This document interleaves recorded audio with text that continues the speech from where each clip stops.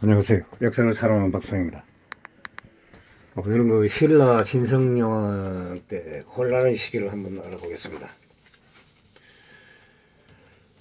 진성여왕은 48대 경문왕과 영화부인 사이에 이남 일녀 중 셋째 딸로 태어났습니다. 49대 한강왕과 50대 정강왕의 여동생이었으며 52대 효공왕의 고모가 됩니다. 두 오빠에게는 서자인 허공왕을 제외하고는 아들이 없었습니다. 정강왕 김항은 왕위에 오르고 1년도 채 지나지 않아 죽었습니다. 죽기 전에 누이 동생만이 총명하며 성등 여왕과 징등 여왕의 전에도 있다. 잘 할 것이라며 후계자로 지명하였습니다. 진성 여왕의 외모에 대해서는 오빠 정광왕이 남긴 유조에 따르면 골격이 급사 산내가 같다고 적혀 있습니다. 어지간한 남자들 못지않게 체격이 컸다고 합니다. 이와 같이 신라의 왕통은 왕족에만 이어지는 것이 아니고 공주에게도 있었던 것으로 보입니다. 왕자가 없는 경우는 공주나 왕서, 군주의 사이가 계승하는 것이 가능했던 것으로 보입니다. 제1대 남해 차차홍 승하의 직후 아들 유리와 사이의 서태라가 왕위 계승을 두고 다투고 있는 것부터 신라의 왕위 계승을 보면 이러한 사실이 추측이 됩니다. 따라서 진성여왕은 정강왕 사후 왕위 계승 1순위로 즉위했기에 그 당시 기준으로는 충분히 가능한 일이었습니다. 후대 조선시대의 유학자들이 관점에서 여자가 왕이 된다고 하는 것은 매우 이례적인 상황이었습니다. 아침 나라가 멀어져가는 시기에 진성여왕과 맞물렸기에 왕국의 원인 중 하나를 진성여왕에게서 찾게 되었습니다. 다만 더 앞선 시대의 황난왕 신라 40대 신딸이 둘이 있었음에도 불구하고 사이 능념에게 왕위를 물려주면서 비록 선덕여왕과 진덕여왕의 전례가 있지만 본받을 만하지 않다라고 선포한 기록을 봐 9세기 신라사에서도 여왕에 대한 찬반 논란은 존재했다고 봐야 합니다. 논란을 따라서 여왕 자체가 아예 말이 안 된다고 생각한 소송과는 차원이 다릅니다. 신라사회 역시 남녀가 완전히 기성권이 대등한 상황은 아니었습니다. 무엇보다도 선덕여왕과 진덕여왕의 왕위 계승 여자가 오글전정 선골이 아니면 안 된다는 뿌리 깊은 골품제가 있었습니다. 이시로 보는 게 더 어려울 것이며 선골이 완전히 시가 마른 진덕여왕 사후에 비로소 진골이 왕위를 이어받을 수 있게 되었습니다. 게다가 두 여왕은 삼국시대 신라였고 이때는 통일신라인데 여왕이 존재하지 않았던 고구려와 백제 계통 지방인들이 더욱 여왕을 부정적으로 봤을 가능성이 있습니다. 진성여왕 시호 진짜 역시 옛날 두 여왕의 전례를 딴다는 진성여왕의 내용과 관련이 있습니다. 이 글자는 통일 이전 중국의 왕실의 진영은 진지왕, 진평왕, 진덕여왕 때의 불교적 시호에 집중적으로 쓰였습니다. 이후로는 한 번도 쓰인 적이 없습니다. 진성여왕이 갑자기 들어갔던 것입니다. 이는 여왕의 즉위라는 특수 상황을 설명하고 정당성을 확보하기 위해 정교적 권위 및 과거 두 여왕이 존재했고 나라가 강해지는 중국이 전성기 시절의 향수를 이용하려 했다는 것입니다. 부왕 경운왕과 노리황후가 860년에 혼인한 것으로 미뤄봤을 때 865년, 868년 사이에 출생한 것으로 볼 수 있습니다. 19세, 22세 정도의 젊은 나이에 왕이 되었습니다. 삼국유사에는 진성여왕이 즉위한 지 몇 년 만에 진성여왕의 유모 보호부인과 보호부인의 남편 이용 등이 실권을 잡고 정치가 어지러워졌습니다. 이용이라는 사람은 신분은 경문왕의 동생이자 진성여왕의 숙부이므로 신라의 황족입니다. 그런데 진성여왕은 유모 보호부인의 남편 자신의 숙부가 되는 이용과 불능관계를 빠졌습니다. 삼국사기에는 임금이 평소 여왕과 간통했다는 그가 간통했는데 이용이 죽자 해성대왕으로 봉해졌습니다.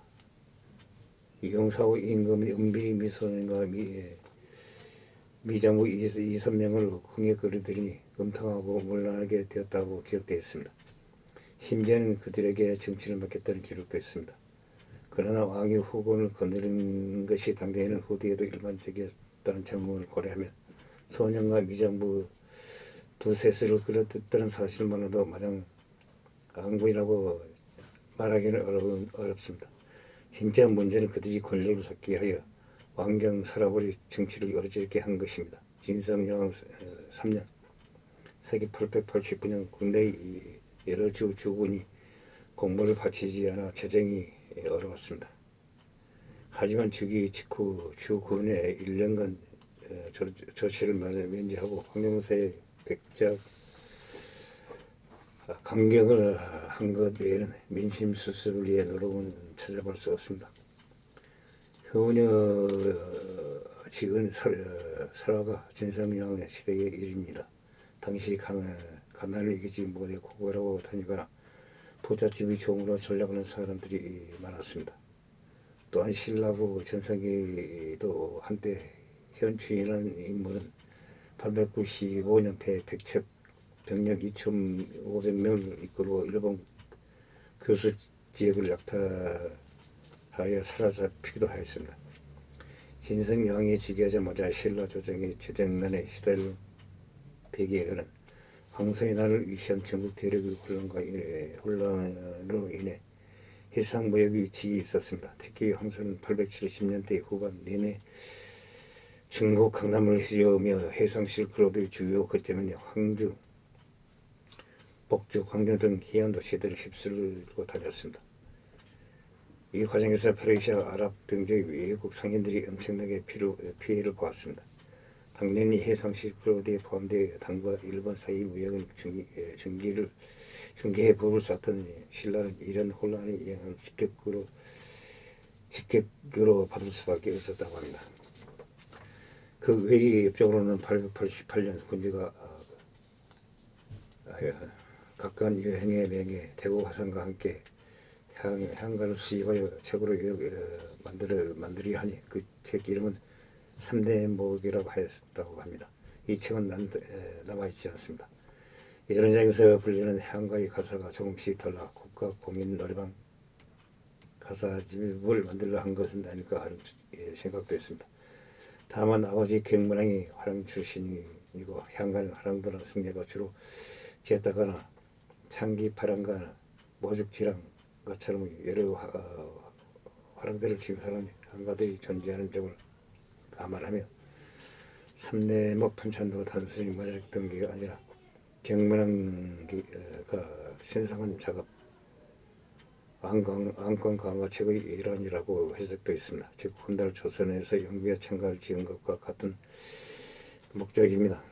단순한 노래 수지 흥이 아니라 흔들리는 하대 안건을 다 잡아보겠다는 정치적 행동이었습니다. 그 단서로 숙복 이용과 함께 승려 대과상에게 한가를 수집하도록 하였습니다. 대과상 상공유사에서는 여원양, 개원양, 숙종양 등 화랑들에게 경문왕을 칭송한 노래를 만들게 한 기록이 있습니다. 물론 3대목에는 적어도 대과상에 관여한 이 노래들은 분명히 들어갔을 것입니다. 신라 왕조 천년에서 진성여왕이 내 유일한 업적인 3대목이 전하지 않다니라고 통곡하는 장면이 있습니다. 실제로 진성여왕의 제위 중 그녀가 제대로 뭘 했다는 기록이 설화를 제외하면 하나뿐입니다. 진성여왕이 즉위한 시절에는 이미 신라는 해공왕 신라 36대 때를 시발점을 해서 국력이 쇠락하고 민심이 흉흉해졌습니다. 888년에 누군가 정치를 비방하는 방에서 몰래 길거리에 붙이는 사건이 일어났습니다. 제5대 진성여왕은 제51대 진성여왕은 임금이 된 지 몇 해 만에 유모 부부인과 그의 남편 이용 작관 등 서너 명의 중신들이 권력을 마음대로 하여 청사를 어지럽혔습니다. 도적이 볼 때처럼 일어났습니다. 나라 사람들이 이를 근심하여 나란히 은혜를 지어 길 위에 던져두었습니다. 이미 진서양 제2 하반기는 왕실 집권을 비방하는 나란히 입보 사건에서 볼듯이 왕경 살아볼 사람들의 여론도 진성여왕과 경만왕에게는 경만왕계를 거세게 비판할 정도로 인심이 악화됐습니다. 신라 지방에서 불만이 폭발하는데 중앙에서는 당연히 문제의 시기를 느끼고 있었던 것입니다. 상공유사에 의하면 저기서 남문왕국은 신라가 망한다는 뜻이었으며 찰리 낮에는 여왕 판니 소판이는 소판 이용 오후에 삼아가는 여왕의 총신 3명 부인은 여왕의 유모 부호부인을 뜻하였습니다. 이 안건이라는 사람을 범위로 붙잡았지만 그날 저녁 구름과 안개가 덮이고 번개가 치며 우박이 떨어져 여왕이 들어와 그를 불어줬다고 합니다. 우박이 떨어졌다는 이야기는 왕거인이 뒤에 정치적인 인맥이 컸거나 아니면 진범이라는 증거를 찾지 못했다거나 사라발레 국인 즉 사람들이 여론이 왕거인을 풀어주라는 쪽으로 항의하는 데 와있다는 뜻이라고 보고 있습니다.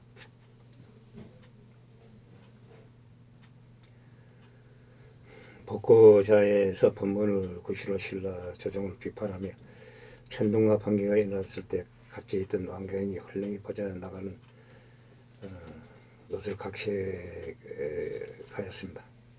상공유사에 따르면서 왕거인은 감옥에서 시를 지었다고 합니다.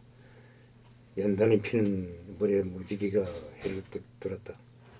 시원이 품은 슬픔은 여름에도 비를 내린다. 지금 나에게 불우한 그들이 같으니 황천에 의하여 아무 상관은 없는가? 라고 지었다고 한다. 889년 결국 사벌주 지금의 경상부터 상주에서 원중 애농의 난이 일어났다. 진성야원의 연기에게 권세를 주고 토벌을 명령하였는데 연기가 막상 가보니 반란군의 규모가 커서 겁을 먹었다. 정작 중앙군이 제 역할을 못할 때 지역 초원주 우연히 싸우다가 죽었다. 이에 진성야원 연기의 목을 베고 우연히 아들을 초원주로 삼았다. 이후 원정과 애노의 난이 진압되었는지는 알 수 없다. 나중에 아자기가 이곳을 근거지로 삼아 거병하는 걸 봐서 언젠가는 다른 반란군에 흡수되거나 자멸한 듯하다. 아무튼 원정과 애노의 난을 더 이상 신라 정부가 지방을 통제할 능력이 없는 것으로 보고 있다. 곧이어 전국에서 반란군이 일어나고 난세가 시작됐다. 서기 891년 10월 부본인 군벌 양길이 궁예에게 100여 명의 기병을 맡겨 부본 동부락과 병주 관내를 습격하는 사건이 일어났다. 서기 892년 견훤이 무진주 지금의 광주를 점령하고 왕을 자청하니 무주 동남의 군현이 항복하여 그에게 항복하였다. 이후 8년 서기 894년 10월에 궁예가 600명의 병력으로 부본에서 지금의 강원도 강릉시를 침범하였다. 그 무리가 3,500명에 달하고 궁예는 스스로 장군이라 칭하였다. 서기 895년 8월 궁예가 저쪽 성천의 두 군을 취하고 철원 등 10여 군현을 쳐서 빼앗았다. 이에 아직 궁예와 견훤이 후백지를 공식적으로 선포하지는 않았다. 후삼국 시대의 기틀은 진성여왕 시대에 거의 다 잡힌 것이다. 893년 견당사 김채해는 당나라에 가던 도중 서해 바다에 빠져 죽었다. 894년 최치원은 당나라에 보내려 하다가 도적이 많아 길이 막혀 가지 못하였다고 하는데 이 또한 해적이 많아 항해를 건너지 못한 것으로 보인다. 894년 이불에 최천이 시무십조를 올리자 여왕이 기꺼이 그것을 받아들이고 최치원을 아찬으로 삼았다. 시무 10조의 내용은 기록에 직접 남아있지 않지만 당시 정치를 개혁하자는 내용인 것으로 추정된다. 당시 시대 상황과 최치원의 사상을 감안하면 시무 10조의 내용은 진골 중심, 골금제 타파, 천재의 안건 강화, 호적 억제, 인사 행정과 조세 제도 개혁 등이 포함되어 있을 것으로 보인다. 이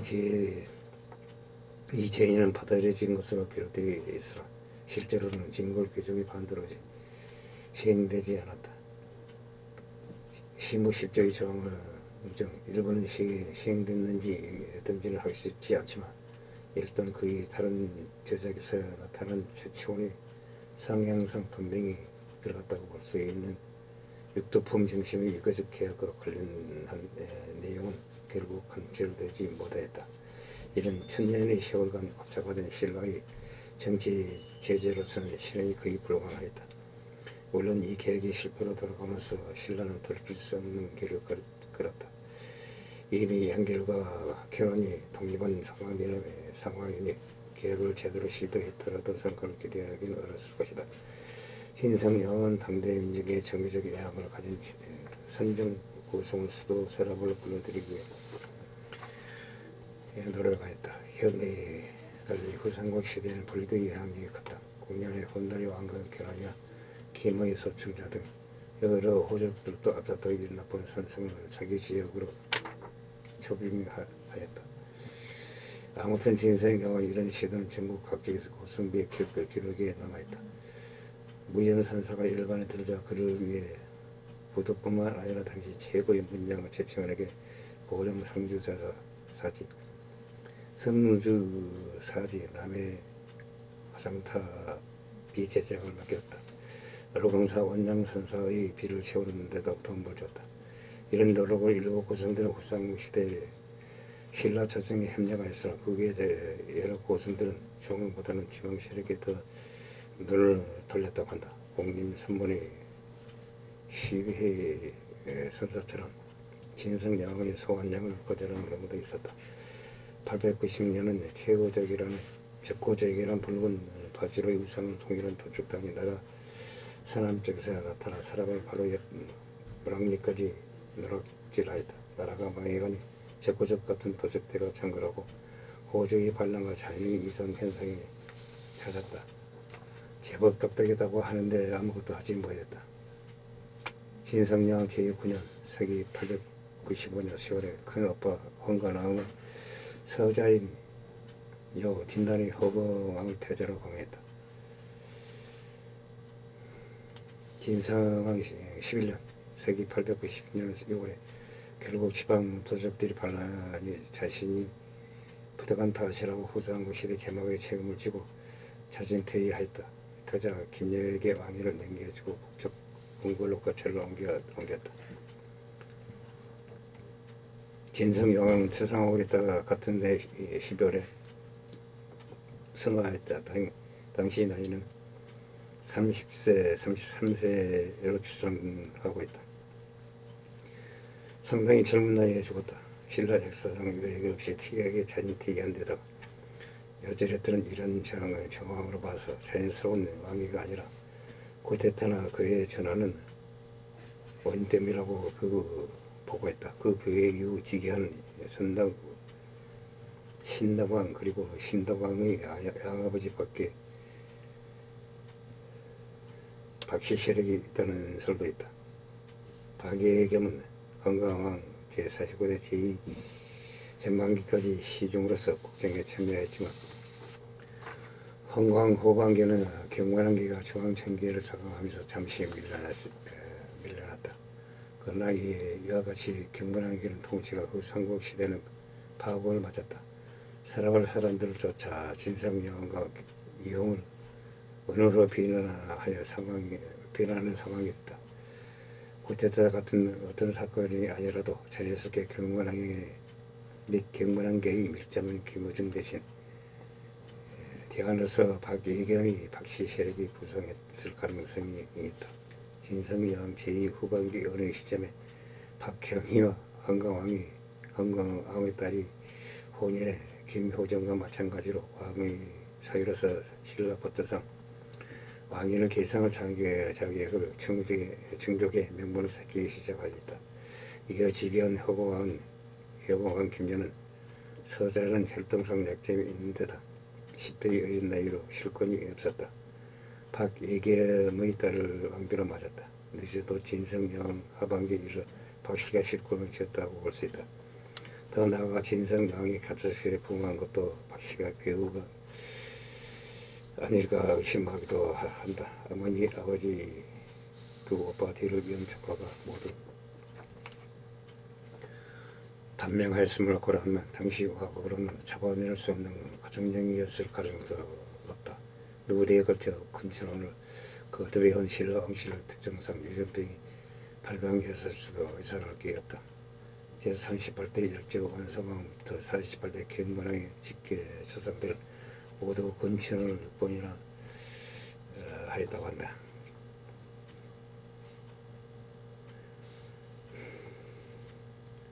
이런 신라 후대의 양건들이 전속적으로 나타나는 것도 설명이 가능하다. 삼국사에는 황산의 장사를 지냈다고 하는데 삼국유사 왕정에는 하장의 뼈를 연장의 서해 또는 유양산에 뿌렸다고 되어 있다. 이상 그 신라 하대를 망조로 들어간 진성 여왕 시대를 알아봤습니다. 이야기를 마치고자 합니다. 항시 부족합니다. 양해 부탁드립니다. 감사합니다.